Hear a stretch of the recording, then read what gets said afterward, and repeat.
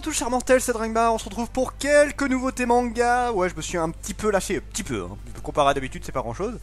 Mais voilà, les petites nouveautés, alors ça date de la semaine dernière, j'avais des trucs à faire, tout ça, bon, fermez vos gueules, ouais, c'est bon, on a l'habitude, hein, on sait que je suis une branle-couille, ça change pas, hein, c'est bon.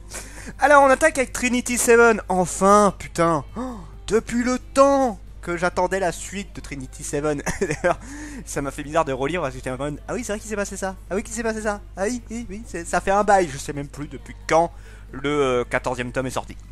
Ça fait très longtemps. Mais bon, ça y est, les Trinity Seven reprennent et surtout les anciens tomes sont de nouveau sur le marché. Merci, ça fait du bien. Alors Trinity Seven, en gros, on suit l'histoire d'un jeune garçon Arata qui va se retrouver devenir un aspirant Mao, donc un aspirant roi des démons, en gros, c'est à peu près ça. Et il va aller dans une école avec les Trinity Seven, donc c'est différentes filles qui sont extrêmement douées dans la magie ou dans le combat, enfin bref, ils excellent dans leur domaine. Et ça va être un petit peu essayer de faire en sorte soit de l'empêcher de devenir trop puissant, parce que justement, en fait, ça dépend de quel côté il se met. S'il se met du côté des gentils, ça va, ils sont contents. S'il se met du côté des méchants, bah là, forcément, il va peut-être falloir le buter, parce que là, en fait, on sait pas de quel côté il va aller. Bon, maintenant, on en sait un peu plus, hein, je vous laisse deviner. Mais voilà, la série est super cool. C'est beaucoup de ecchi, mais j'aime bien. Bon, j'ai un peu feuilleté, hein, déjà, j'ai un petit peu bouquiné, donc je vous montre juste quelques passages. Mais non, franchement, la série, excellente. Si vous connaissez pas Trinity Seven, c'est l'occasion de rêver d'y aller. Faites-vous plaisir, ça vaut vraiment le coup de lire ça. Alors, Fairy Tail City Hero, oui, je l'ai lu d'ailleurs, je l'ai lu. Bon, je vous donnerai mon avis manga. Je vous donnerai en avis manga ce que j'en ai pensé. Fairy Tail City Hero, si les membres de Fairy Tail faisaient régner la justice en ville, la nouvelle recrue Lucy est affectée au sein de la team Fairy Tail, unité spéciale de la police magique de Magnolia. Avec les membres de ce groupe au premier rang, desquels se trouve Natu, toujours prêt à foncer sans réfléchir. Elle va devoir protéger la ville de Fior des malfaiteurs tels que des gangs de bikers, un stalker, des braqueurs de banque ou des voleurs tout plus dangereux les uns que les autres. Retrouvez vos héros favoris de Fairy Tail dans une nouvelle aventure explosive. Alors je tiens à préciser, ce n'est pas fait par Mashima, c'est-à-dire que c'est l'univers de Mashima, hein, c'est l'univers de Fairy Tail, tout ça, mais c'est scénarisé par Ushio Ando. Donc voilà, c'est une autre personne qui a fait le manga. Ça se ressent un peu sur le dessin, parce que même si beaucoup de traits sont identiques, il y a des trucs de dessin, ça a vraiment rien à voir en fait. C'est pas toujours les mêmes dessins. En fait, des fois, c'est pas... Je sais pas si c'est un peu moins bien ou quoi, je sais pas, c'est bizarre. Mais en tout cas, des fois, c'est pas tout à fait le même style de dessin, ça se voit un petit peu. Mais bon, je vous dirai un petit peu ce que j'en ai pensé dans un avis manga, je ne vous fais que montrer quelques petits extraits. Et là, voilà, je vous parle pas trop, je vous en parlerai dans un avis manga très prochainement. En tout cas, c'était cool, j'ai bien aimé. Alors, Monster Musume, on continue encore une fois avec cette série ça fait bizarre de me dire qu'on en est déjà au 11e tome. Bon, hein, on est toujours dans les mêmes délires. Là, c'est un jeune homme qui comment dire, je vais y arriver, qui s'est retrouvé à faire des échanges interespèces, donc avec des créatures, des Monster Girls, donc des Lamia, des Centaures, des Harpies, des Slimes.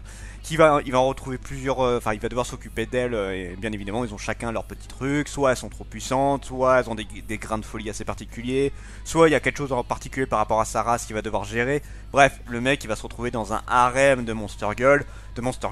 La série est super cool, c'est du pantsu, c'est super drôle, c'est super agréable, et si vous aimez les boobs, tout ça, vous allez être servi. C'est super drôle, franchement, quand vous avez envie de rigoler un bon coup, c'est la catégorie de manga qui est excellente. Ça détend, ça passe très bien le temps et tu rigoles, voilà. Et en plus, t'as des belles vues. Alors, ensuite, nous avons quand Takagi me taquine. Alors, je suis très fan de cette série, hein. J'adore énormément. Et j'adore Takagi. Elle fait partie de mes personnages que j'apprécie énormément. Donc bon, pour l'histoire, elle se résume très rapidement. C'est Takagi qui n'arrête pas d'emmerder Nishikata. Voilà, c'est ça. Globalement, c'est ça l'histoire. C'est qu'en fait, à chaque fois, Nishikata, il essaye de se venger de Takagi, sauf qu'il y arrive quasiment jamais. Là, encore dans ce tome-là, il a réussi à la désemparer un tout petit peu. Un tout petit peu. Elle a été surprise, c'est déjà ça. Mais voilà, principalement, on est là pour voir, voilà, Takagi emmerder Nishikata. C'est très drôle. Voilà, pareil, quand tu veux rigoler un bon coup, quand tu veux voir des trucs complètement cons, c'est une très bonne série, je vous la conseille fortement. Clairement, j'apprécie beaucoup la série. Et encore une fois, c'est le genre de série que j'aurais jamais vu en France, hein. Mais moi, j'apprécie. Je suis très content que ce soit sorti chez nous. Ensuite, nous avons Beastar, le fameux Beastar. Alors, je vais peut-être en choquer certains, ça n'a pas été mon meilleur tome. Clairement, ça n'a pas été le tome que j'ai le plus aimé. Il s'est passé des bons trucs, hein, il s'est passé des trucs assez impressionnants. Mais comparé par exemple au 9 ou à d'autres tomes qu'il y a eu avant, il était un peu plus soft. Mais bon, on peut pas faire du exceptionnel tout le temps, hein. C'est comme le tome que je vais vous montrer juste après. Là, tu peux pas toujours faire du sensationnel. L'histoire continue à avancer, il y a des trucs qui m'ont fait rigoler, il y a des trucs que j'ai bien aimé. Bref, ça reste toujours un très bon tome de Beastar. Donc pour ceux qui connaissent pas Beastar, c'est une série qui nous parle dans un monde où en gros on suit des animaux avec un côté un peu humanoïde, où en gros voilà, c'est eux qui vivent dans notre monde, en gros c'est leur monde à eux. Et voilà, tu as les carnivores, les herbivores, et ils ont chacun, alors bien sûr par rapport à la race, tu vas avoir des trucs un peu particuliers. Et les carnivores ne peuvent pas manger de viande, mais ils mangent des substituts pour pouvoir survivre. Sauf qu'après on va se rendre compte qu'il y a des marchés noirs pour vendre quand même de la viande, des trucs du genre. Que les herbivores sont pas forcément très rassurés que les carnivores. Bref, il y a plusieurs trucs qui se présentent. La série est excellente, c'est vraiment très très cool. Voilà, pareil, je vous la conseille, ça fait partie des gros hits de Ki-hoon. Et à juste titre, hein, clairement la série s'en sort très très très bien. Et moi j'apprécie toujours autant. Voilà, j'apprécie toujours autant la série.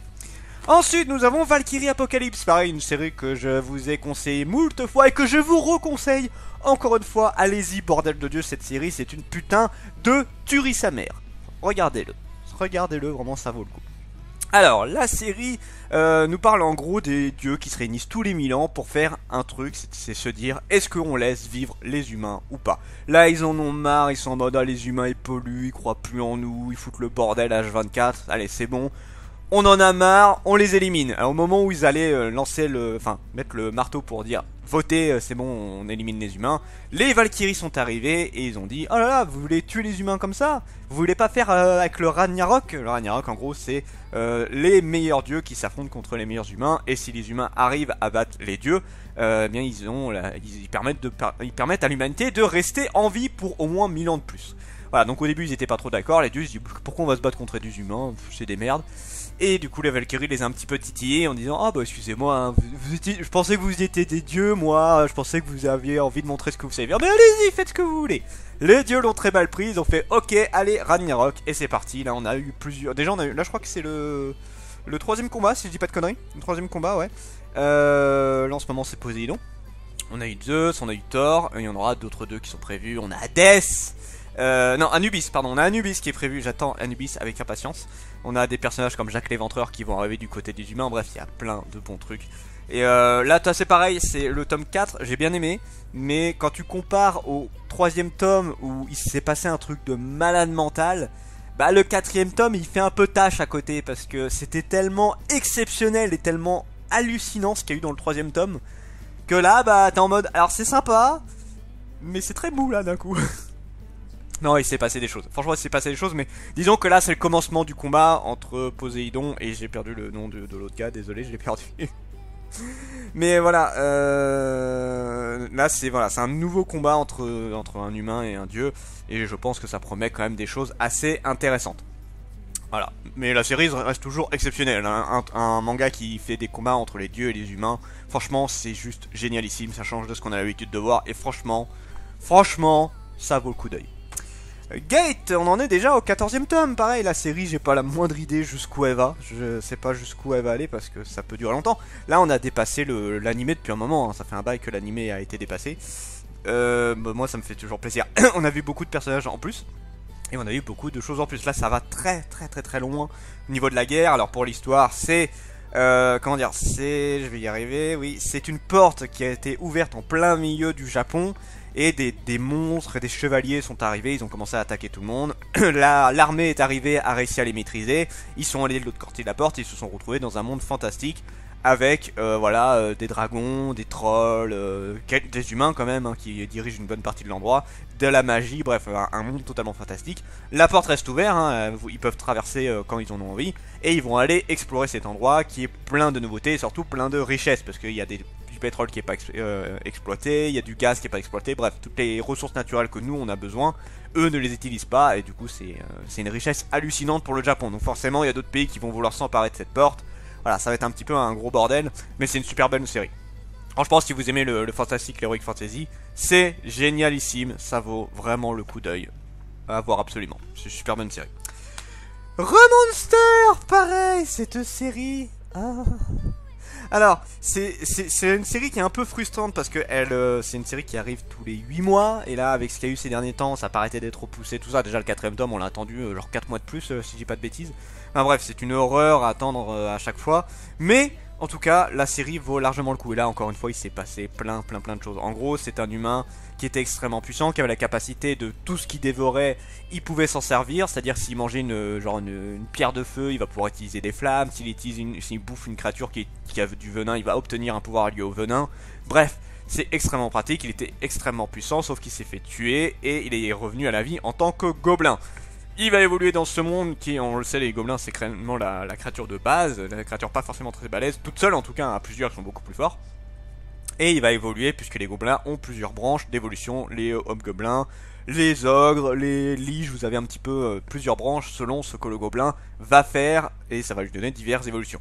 Et le héros du coup a pas mal évolué et là il est vraiment au sommet de la chaîne alimentaire, enfin pas tout à fait encore, là il est dans le tome 5, on s'est quand même rendu compte qu'il vient de rencontrer une créature où il le sait, pour le moment c'est impossible qu'il le bute. Clairement, il y en a, ça a été une des rares fois où il était. Alors, c'est pas la première fois hein, où il a eu une frayeur contre des créatures qui étaient quand même plus puissantes que lui à l'époque.